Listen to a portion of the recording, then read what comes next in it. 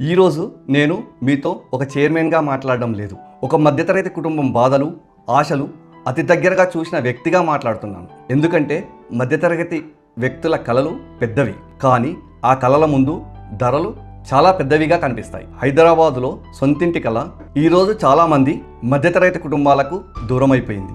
జీతం సరిపోదు, ఈఎంఐలు భయపెడతాయి, ఖర్చులు పెరుగుతూనే ఉంటాయి. కానీ ఒక విషయం మాత్రం ఆగదు, పిల్లల భవిష్యత్తు గురించి ఆలోచించడం. ఒక తండ్రిగా నాకు బాగా తెలుసు, పిల్లలు ఎప్పుడూ అడగరు, కానీ మనసులో ఒక ప్రశ్న తిరుగుతూనే ఉంటుంది. నేను లేని రోజుల్లో పిల్లలు సేఫ్గా ఉంటారా?